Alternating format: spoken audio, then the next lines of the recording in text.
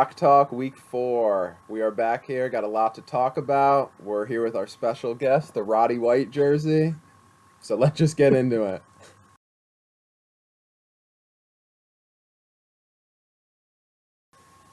To start it off, let's get right into the news here. A couple trades to talk about. The biggest one is, I think, a day after we recorded last week's episode. We're talking Steve potentially blowing it up. He kind of did. He traded DeAndre Hopkins and Derrick Henry to wide receiver you or Trevor for Jeff Wilson, Clyde Edwards-Helaire, a 2025 first, and a 2025 second. What are your initial thoughts on that, Adam? It it was definitely a big trade. I think Trevor is getting the better assets. Like Derrick Henry's proven he can be a top running back in the league, and Hopkins has proven he could be a top receiver in the NFL.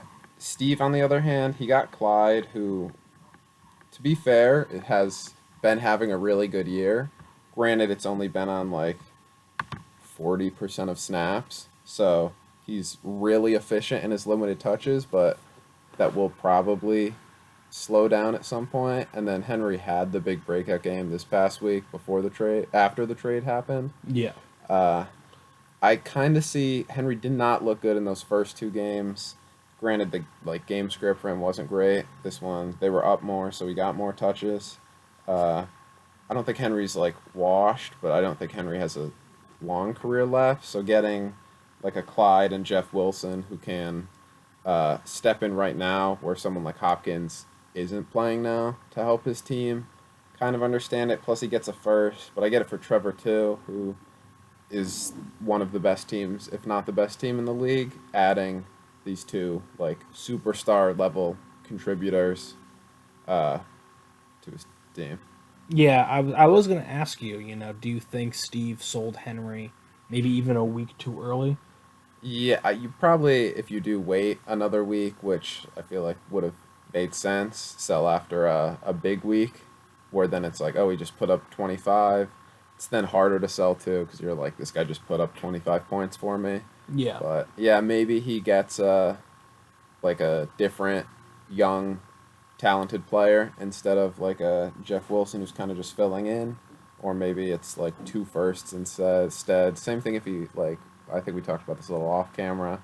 If he waited for Hopkins to the week before he came back, or came back and had a good week, his value might be a little bit higher then to trade that away. But it's also hindsight's 2020. Exactly. I mean, I think we all have trades we regret. Yeah, if Henry also just came out and stunk again this week, does his trade value just drop even lower? So, and not even 5 minutes after that deal, Trevor then flipped Hopkins to Evan for Amari Cooper and a 2024 third. I like the deal for both teams here. Cooper did pretty good against the Steelers, if I recall correctly. And I mean, obviously, Evan now has Kyler and Hopkins, so maybe one week you throw in both of them, you get double points if they throw to each other. Yeah, I think I probably like this more for Trevor. I think Amari is a year-ish younger, and he's already contributing right now. Amari's 28, where Hopkins is 30. Hopkins with the suspension too, still gonna miss a few more weeks of action this year. So, how many games is it for Hopkins? 6. 6. So he'll be out for another 3 games. That's if you look at 6 games, it's okay, that's not crazy, but that is 40% of the fantasy season. So you're basically missing half a year with him, throwing the bye week too, and then I don't know at this point of his career. It's kind of 30, 31 is where receivers kind of start to fall off, if not earlier. Some hold on later. Will his production be that much more than Cooper's, especially since Cooper has had these 2 previous really good weeks putting up 20 points? So you're missing production for, I don't know if it's going to be much better when it comes back. And same, you think Amari Cooper's production probably goes up with Watson at QB? Yeah, I could imagine that. But that's, I think, all the trades that happened. What were your biggest injuries that you saw this week that could affect fantasy formats? Well, on Monday night, Shepard tore his ACL, which might be the end of his career with at this point Quite possibly. how many injuries he's had. He was the Giants receiver room not looking great. Another injury to that room. He was getting targeted a good amount over these past few weeks, and I think it'll probably hurt Cherry's team. But I think Cherry's probably happy about that as he's in the midst of tanking. Mac, he sprained some pretty severely, some ligaments in his ankle. He looked like he got shot walking off the field, Yeah. which was kind of crazy when you see like Trey Lance, who snapped his leg, was like fine walking off.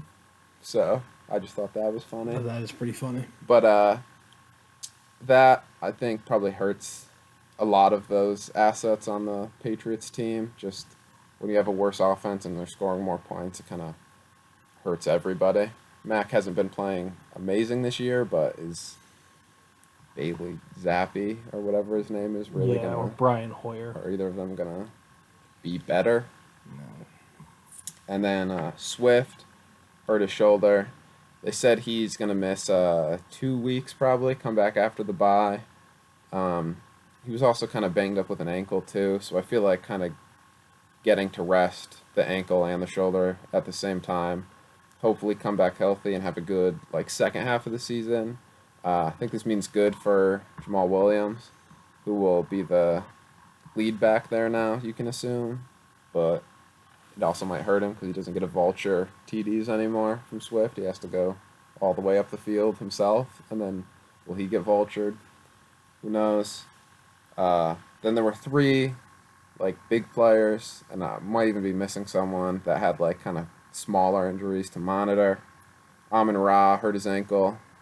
Dalvin Cook hurt his shoulder, and Montgomery hurt his ankle. All of them missed some time in that game or the rest of the game and are kind of questionable moving forward. Are you really concerned about any of those guys? I think the biggest concern from would be Montgomery. Obviously, he's on my team, but Khalil Herbert looked like a stud. So, with this injury limitation, like, is this spelling the end for Montgomery's run in Chicago? Is his role going to slowly diminish for Herbert, who again looked great? Yeah, I saw something where it was like Herbert in like 2.5 quarters had 150 rushing yards, where Montgomery's never done that in his career. And then he did look really good. This might go from more of like a 65-35 to more like a true 50-50 split in the future, especially if he comes back and is still kind of dealing with effects. I think the other big thing is Cook. He's hurt the shoulder before, hurt it again. If he comes back, plays this week, there's a pretty good chance of re-injuring that shoulder. And that's something you're going to kind of have to worry about the whole rest of the year. Will he dislocate it again? Will that cause him to miss time in games? And Yeah. I think that could hurt Steve's team. And if he does miss any time, that's a big bump for James, who has the handcuff and Madison, who's always basically been really efficient when Cook has missed time. But I think those were the main injuries this week. A few other guys got like hurt Yeah, but came I back. think one you might have missed, T. Higgins. Yeah, he got hit, but he ended up He coming came back, back, in the but game. now he has a toe injury, I guess, which is making him limited this week. Michael Thomas also toe injury, who might miss a week. That boded really well for Olave. With Jarvis, I think also got hurt. Garrett Wilson got hit in the ribs, came back in the game, should be fine moving forward. Um, and then Tua obviously like looked like he got knocked out cold, and then just came back in the game. Yeah, I don't know if That was the okay. the NFL is investigating what went down in that blue tent. Yeah, for a back injury, and that wobbly. I don't know. I don't know. It's something smells fishy. No pun intended. And we do have some guys coming back this week too. Keenan Allen looks to make his return after missing 2 weeks. Zach Wilson probably going to make his debut this week against the Steelers. Probably a few other guys coming back too that we're forgetting that might have just missed a week. Evans off the suspension, so that should Allen and Evans will probably help Zach's team moving forward. But that's kind of the injury talk around the week. So time for the power rankings. Let's get right into it.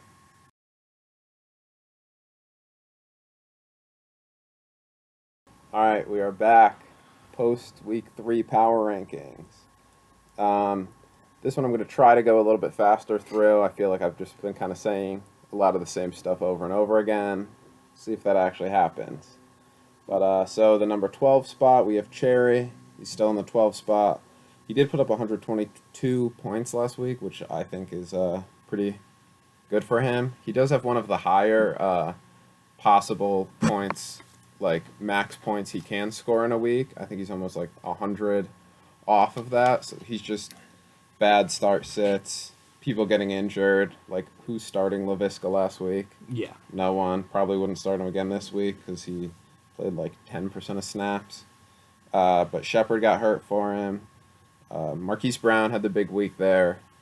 28 points, 14 catches, 17 targets. And Jamal Williams will probably see a little uptick with Swift out. His team's still not that great. I'll probably be around here most of the year. Yeah, I had him in this range. I made like a tiny power rankings. I actually had him 11 and me 12 just because he did get over 100 points this week, which I'm assuming will lead you into our next team. Yeah, you are in Eternally 11th. 11.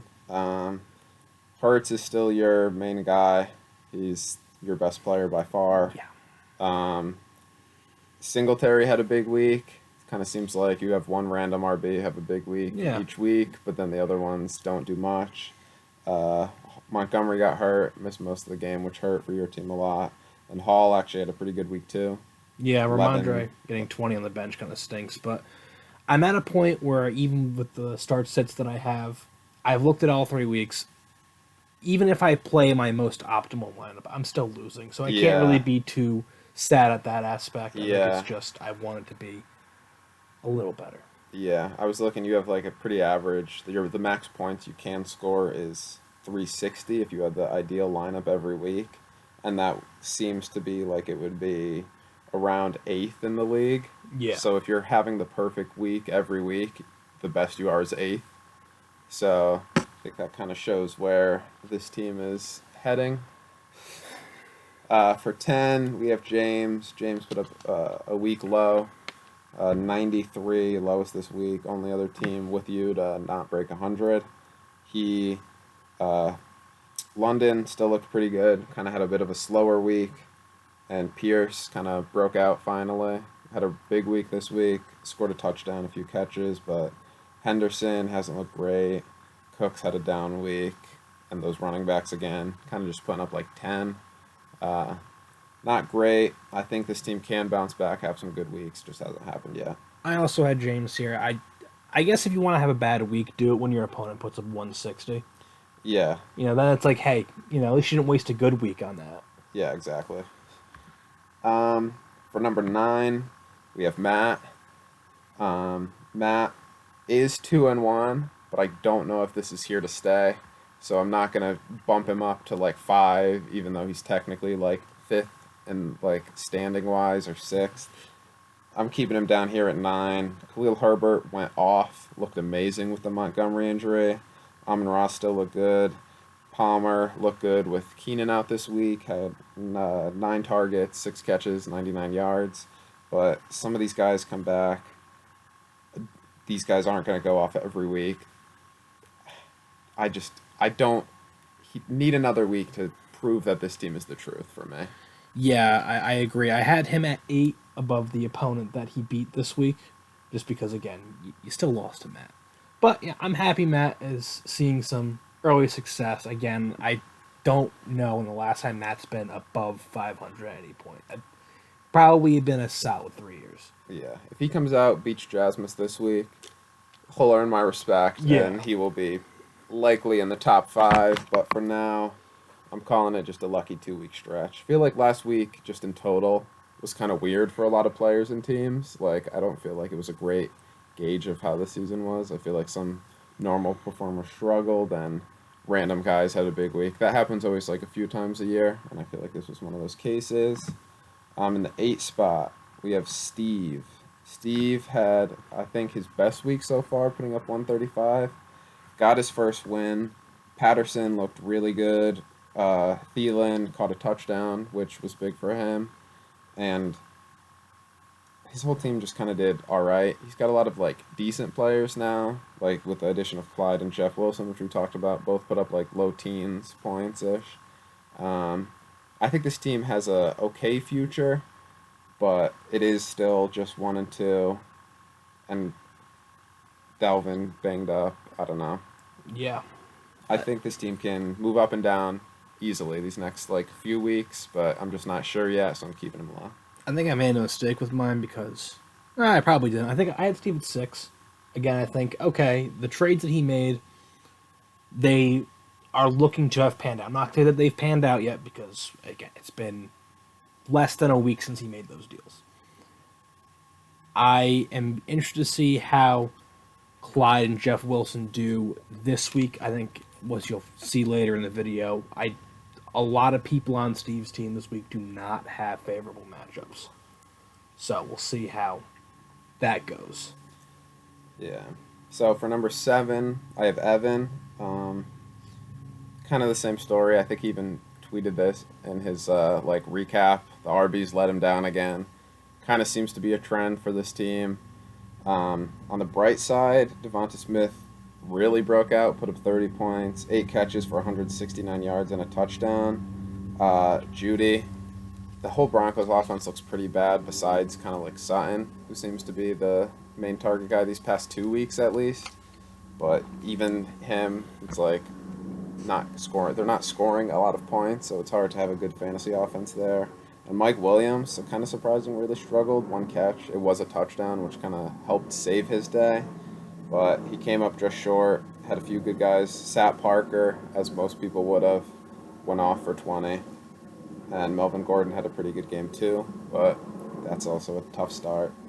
I think this team still has a shot for the playoffs, but 1-2, not a great start for him. No, I did have Evan at 7 as well. And yeah, I think he summed it up pretty well, or he summed it up. The running backs really let him down. Zeke really hasn't looked good. I think is it almost time to say it's Pollard's team now?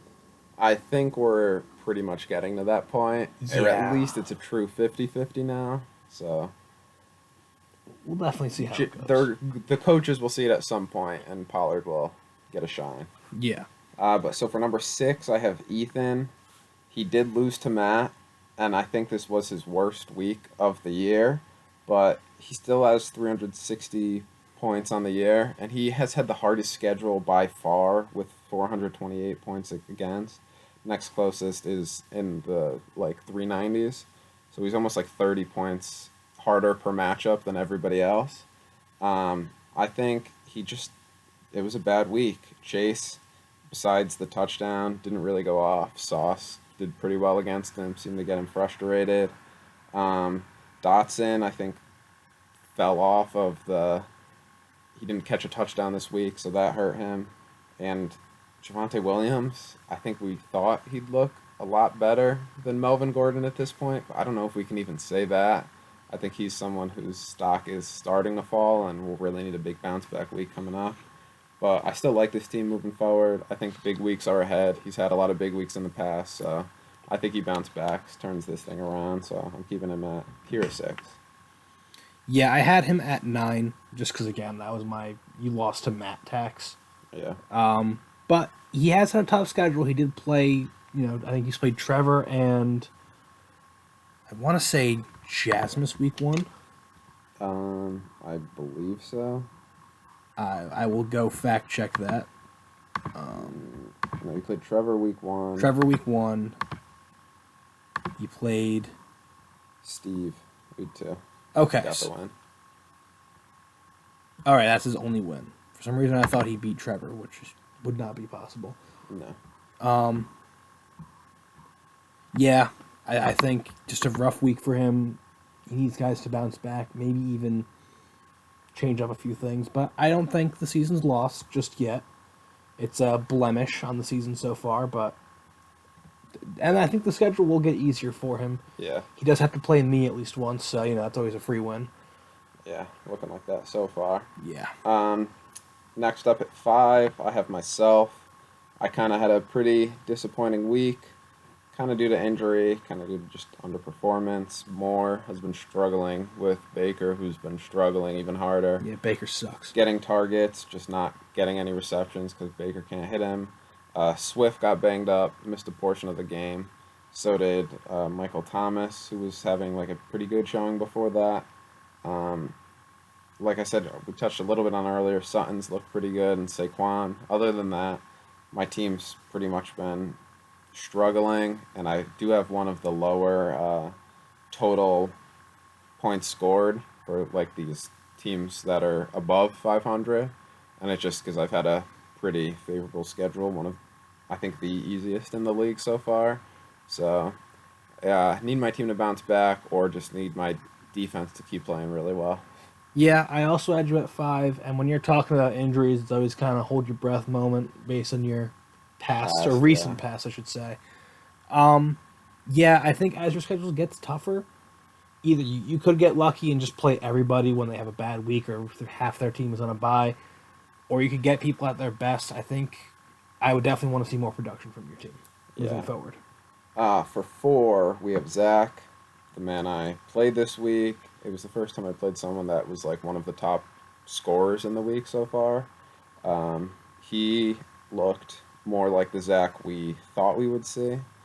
Um, CD had a horrible drop, one of the worst I've seen, but then bounced back, still put a pretty good performance.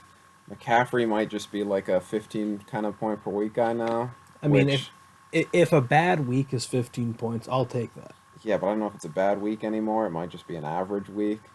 He might not be Even able still, to thrive in that it's consistent. Baker led offense. We used to think he was offense Well, Baker's proof. not Baker's not thriving in his own offense. Yeah, but I thought McCaffrey was offense proof and would always produce, but now it seems to be kind of hindered.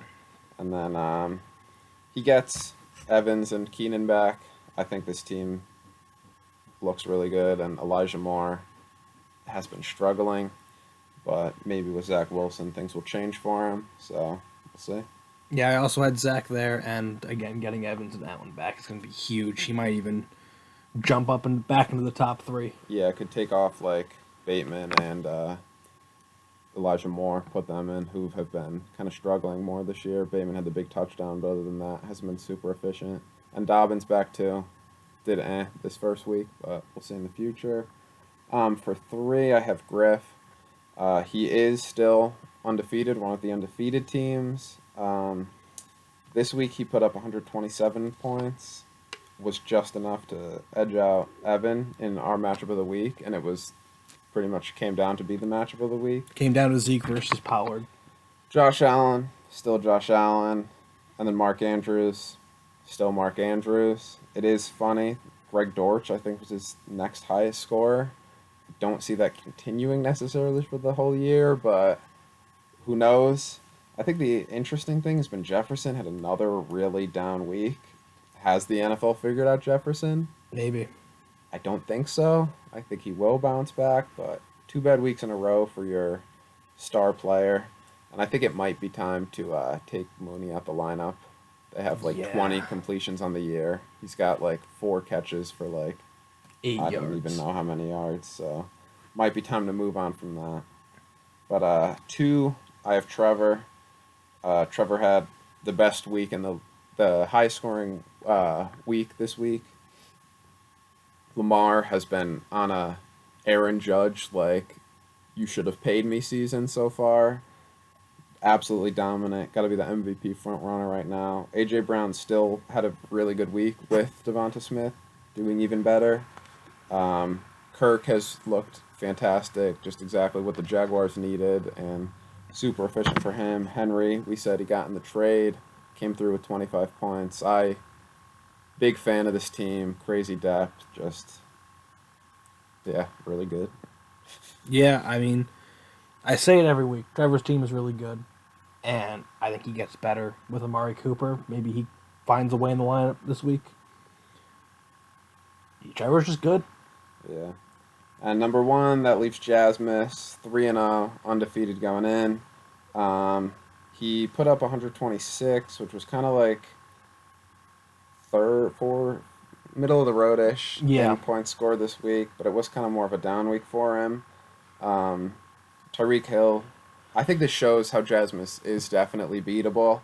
Tyreek only put up 5, Diggs 14, Cup 16. It's like that's good enough to easily beat. He was lucky that he was playing you, who makes losing difficult so far this season. But Zay Jones went off for 25 and Njoku went off for 24. If Njoku keeps this up, he might have solved that tight end issue that he's been having, which would be huge for him. Do have questions though. Fields again, 8 completions. Hard to put up fantasy points when you're completing 8 passes a week. Yeah. And throwing picks at a high rate too. And I think I saw something that like 9% of his passes have been picks so far. Just he doesn't throw it a lot, and then he throws picks a game. Maybe Tannehill gets the start, but Tannehill hasn't looked great either. And I'm kind of worried about the running backs. If Connor's not finding the end zone, Jacobs is looking all right, but Eckler doesn't look like the same Eckler we once knew. 4 carries for 5 yards in the last game. Could be some concern there. Still a really good team. It's more nitpicking at this point, but Yeah. we'll see in the future. Yeah. Jasmus, you got lucky you're playing me. And again, even Cup, I don't think had a fantastic week. I think he had 16. He was like 16. Hill didn't do good. I think that this was kind of maybe a wake up call from like, yes, you won, but like not by a ton, and didn't really have a great week. Maybe this will make some moves. Seems like his schedule's worked out perfectly. All of his players went off when he was playing Trevor. His players basically took a bye when they were playing you. Yeah. Will they go off again next week? I don't even know who's playing next week. But I do, and we'll find out next at matchup previews. Perfect segue.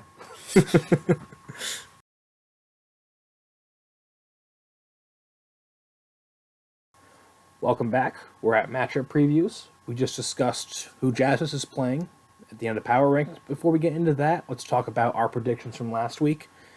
Adam, you had your worst week yet. You went 4-2. I agree with you on everything, so I also went 4-2. That leaves your record currently at 15-3, and I'm sitting at 11-7. So let's try to disagree this week so I can catch up a little bit. As we said before, Jasmus, we now know who he's playing. It is the Bison or Matt. Coming into this, I don't really have a matchup to watch. Again, a lot of guys spread out throughout games. Players I don't like are things that can concern me. Potentially no Amon-Ra. I think he's going to be playing, but there's also a chance he could miss some time. Yeah. I also am not the biggest fan of Josh Jacobs versus Denver. There's one thing Denver's been good at this year. It's defense. True. And not offense. Players I do like, though, I really like Diggs versus Baltimore. Baltimore, obviously had that collapse against Miami 2 weeks ago.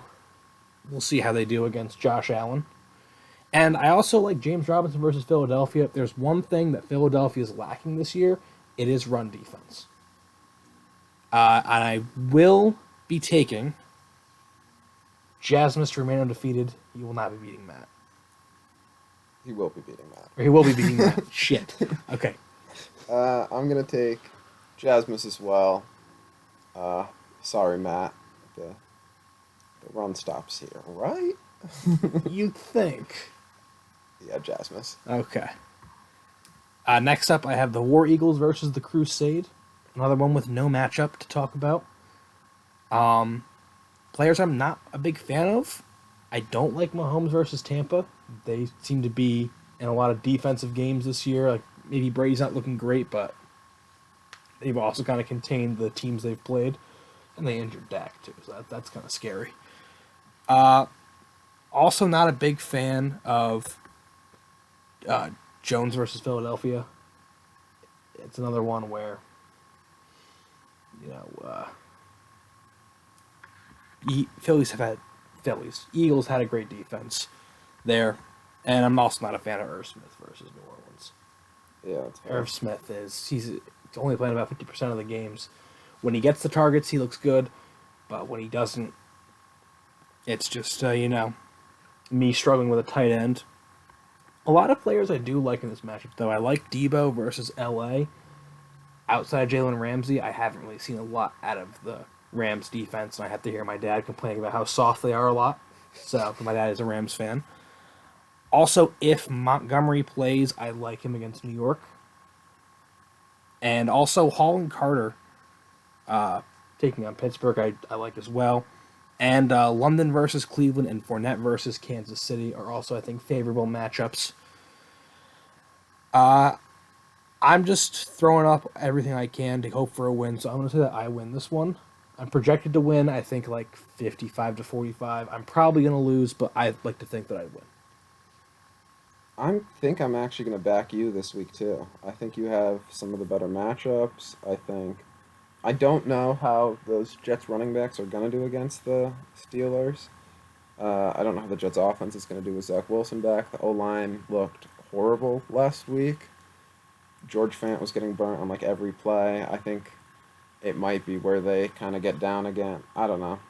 I don't know if Zach Wilson will check it down like Flacco did, but I think for some reason the 49ers always do great against the Rams. I think Debo probably has a pretty big week. Don't know if Singletary necessarily goes off again, but maybe this is a sign of like things to come and he could have another pretty good week. And I don't know. James's team has just a lot of.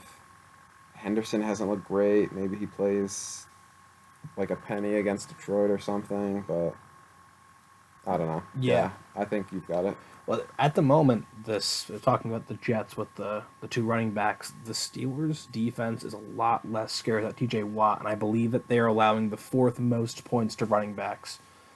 And it's not like that they've played a ton of good ones. I mean, Chubb, probably the best one.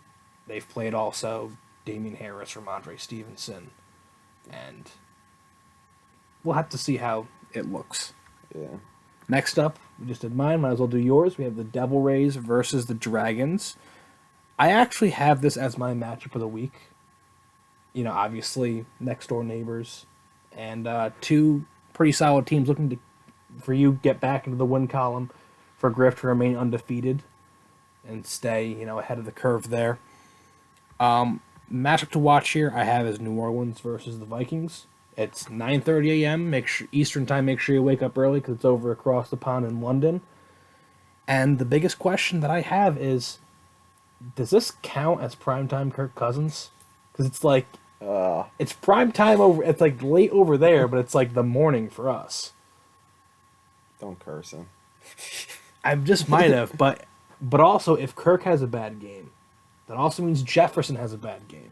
That might be better for me. Exactly.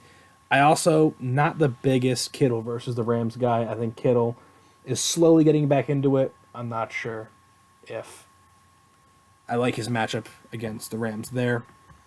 For the ones I do like Devontae versus the Jets, although Sauce Gardner did shut down Jamar Chase, so we'll see who he's covering or shading all day. Could be him or Claypool or anyone on Pittsburgh. And I do like Saquon versus Chicago. Chicago is not looking good. And I will actually be taking you to win. I think you have a big week to kind of rebound from a not so great one. Yeah, I think this is going to be a close matchup. Not my personal matchup of the week. I like Saquon, but it's hard to trust my team right now. A lot of guys have been putting up duds. Swift was the other constant. He's gonna miss this week likely. I'm hoping DJ Moore bounces back against Arizona, but who The knows? problem is you're trusting Baker Mayfield. Yeah, and Michael Thomas might even be limited or miss the game, miss some practices this week with the toe. I think Griff, maybe Garrett Wilson struggles with now the Wilson to Wilson instead of Flacco, who seem to look at him every time. But I don't know. I think Griff has this one against me. His team's playing hot. I think they probably continue it, and I think I come up just short. Fair enough. The next one we're going to talk about is wide receiver U versus the Providence Steamrollers. Matchup to watch here I have as Miami versus Cincinnati. A lot of players involved there. Players I'm not a fan of. I'm not a fan of Higgins or Mixon versus Miami, or Hollywood versus Carolina. I believe J.C. Horn last week, when he was thrown at, allowed a 0 QBR. He had an interception and I think 3 deflections. And so yeah, not big on Hollywood this week. I do like AJ Brown versus Jacksonville and Amari Cooper versus Atlanta. I think Trevor easily wins this one.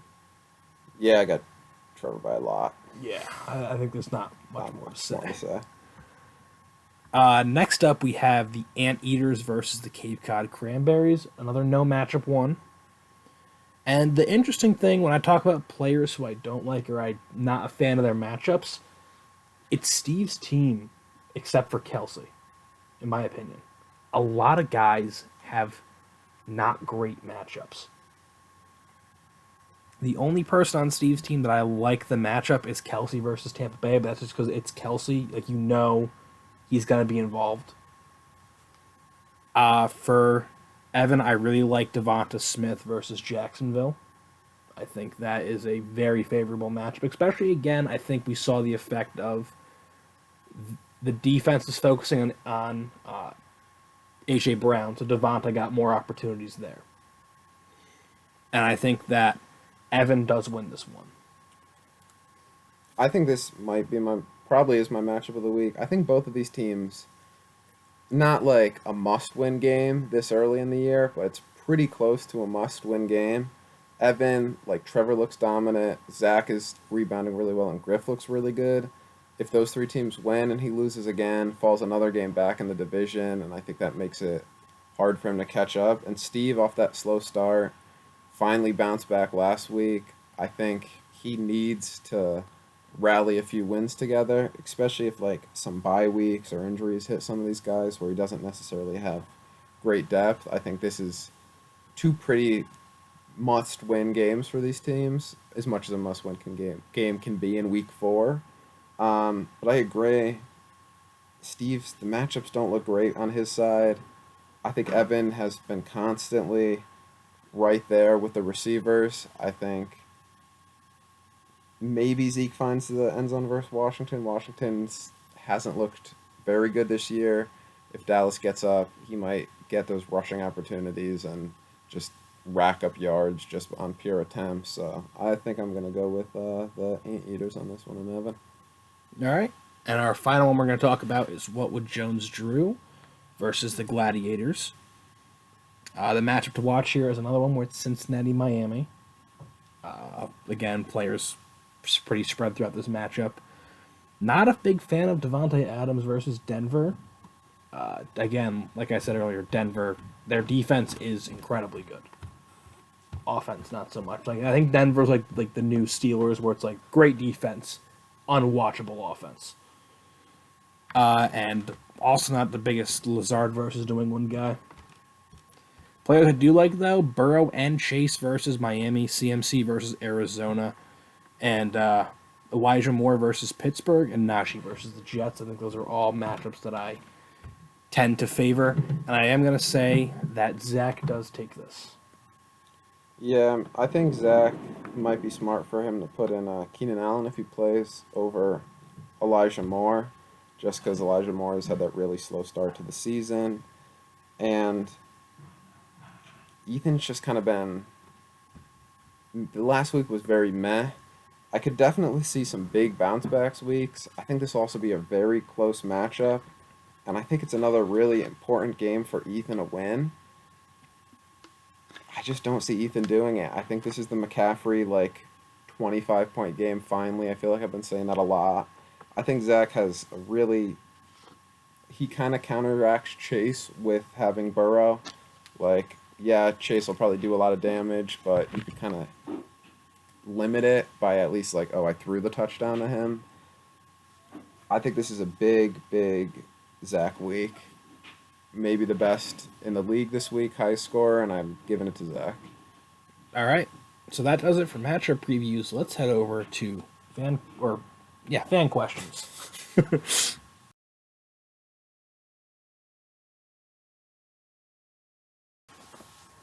All right, we're back with questions that are being asked around the league. I think we'll open it up. The same person who opened it up last time, and it's probably the same question. This one's asked by James. He asked, "What is Steve doing?" as his first question. Simple answer: I think he panicked. I truly think he did. I think he's made decent moves, but I feel like not having Evans or Henry or even Hopkins down the stretch is going to really hurt his team's chances, at least for success this year.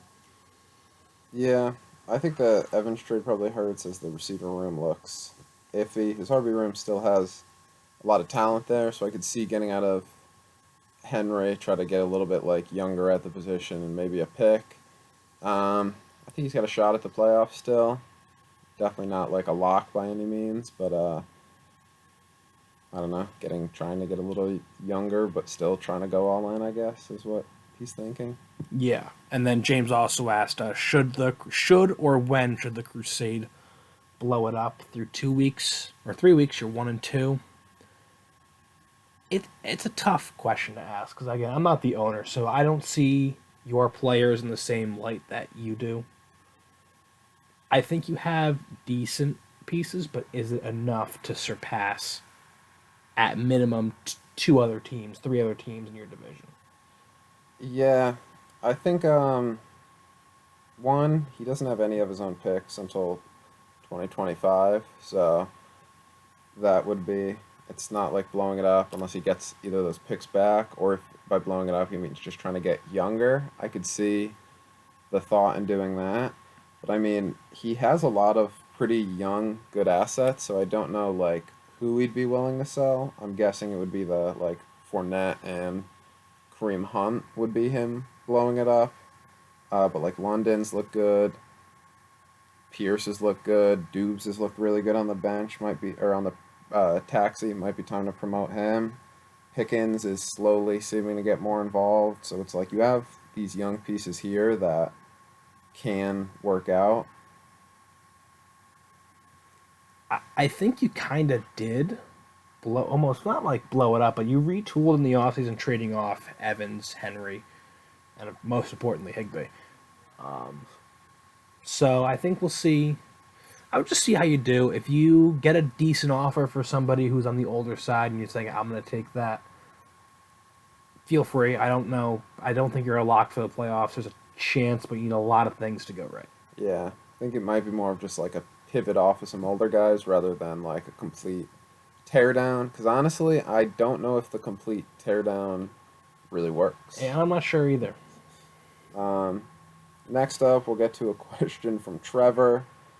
He asked if Trevor should be granted ownership of the Anteaters. He's worried about their management. I think Evan's doing a fine job. I think Evan's a great guy. I think he's doing really well. Maybe needs a couple running backs, but I don't see a reason to change ownership to another team. I'm sure if Trevor got in that front office, he'd whip him around real well, as he's done clearly with his own team. But I don't think you need to step in yet, Trevor. Not yet. Did you have a second question? No, just that. Just that one? So another one from our friend that we just talked about, Steve. He asked, is Cordero Patterson going to stay in that running back 2 tier? And he also makes a comment that he thinks that he's been the Falcons' best weapon through 3 weeks. That ending is what I disagree with. I think Cordero Patterson is probably going to stay mid to low RB2 range. I think the best weapon so far for the Falcons, though, has been Drake London. In a sense. I do think, I definitely agree with that he'll be like that RB2 tier, and I think he's a great like RB2 flex guy that you could just plug in your lineup, feel pretty confident that they're going to get you some points. Maybe a boom week in there too. I do think London's looked really good. I've saw on that he was getting most of his like yardage, basically like all of it almost is coming up against zone and like manufactured plays toward him. who knows if later on in the season, like that rookie wall everybody talks about, and like if defenses start to catch on to like what they're doing, if that'll limit him. I think he has one of the biggest like yards per separation off the line. So it's like he's not really getting pressed much or not doing much when pressed. So I think Patterson and London are probably the two best options there. One's obviously receiver and running back, but I think Patterson does have a good year, helps out this team. Yeah, again, I could see him being in like the mid to low RB2 range. Griff came through with some questions. He said, with the current state of all the teams in the league, where it seems like this could really be anybody's year, is it time for Matt to consider buying? I would say maybe, honestly. He has assets that he can trade to make his team better. It's and yes, the league does look like it's up for anyone's grab. It's going to be, can you compete with the Jasmus, the Trevor, even Griffin himself? His team's obviously 3-0, looking to continue that. I just don't know if now is a good time to buy or if he should wait for all those picks to develop and make them himself. Yeah, he does have 3 firsts this year, and then 2 for 2024, and then 1 for 2025.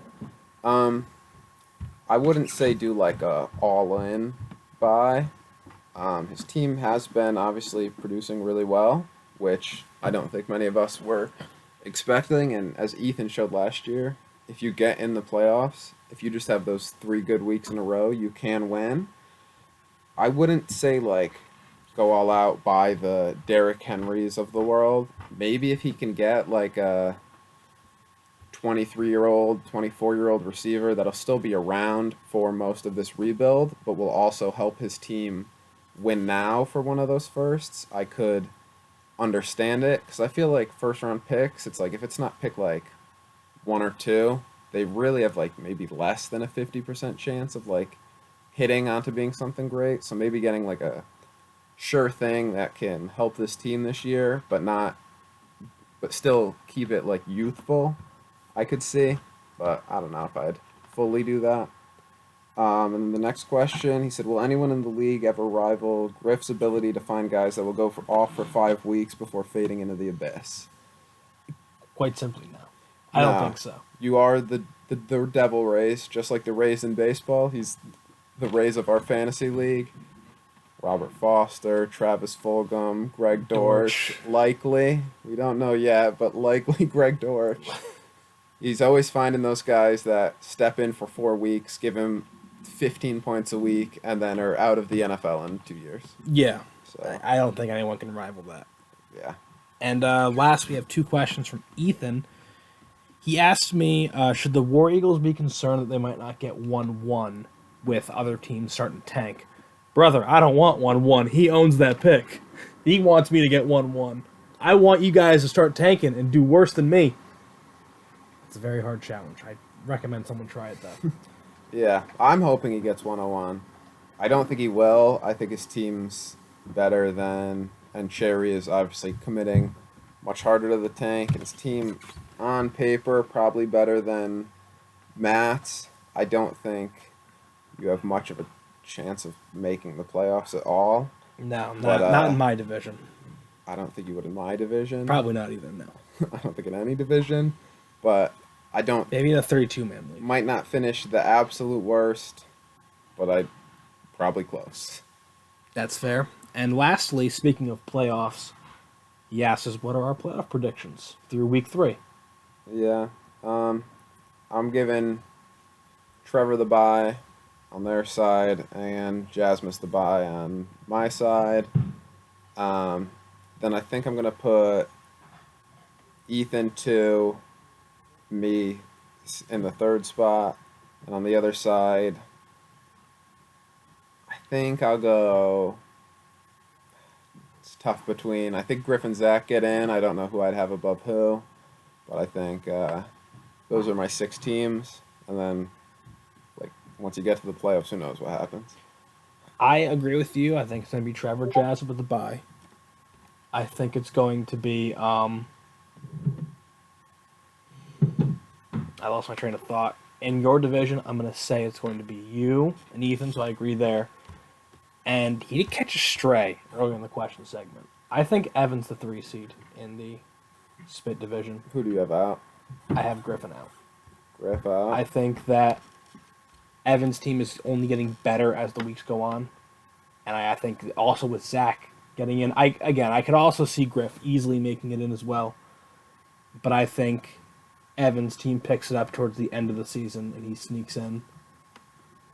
And yeah, that's my I think we do have to look at like scheduling. scheduling and who the teams play a lot, and I think that's why I think Evan has a good shot of getting in or also not getting in. If we look at He has played me already. I think that's the only time he plays me. yeah, but in his extra matchups, he has Zach 3 times on the schedule this year, and will still have to face. Hasn't faced Trevor, hasn't faced Jasmus. Forget who his other second matchup is, but I don't think he has the easiest schedule this year just based off where he finished. So I think that might be if he can come out and take 2 out of 3 against Zach or sweep Zach. But then I think Zach would be the one not Yeah, getting Zach in. would So be. I think those are the 3 teams fighting over there, but we'll see how it goes. But Absolutely. I guess that concludes our question segment and post week 3, Post week ready 3. for week 4 show. So Take it easy, guys. We'll see you next week.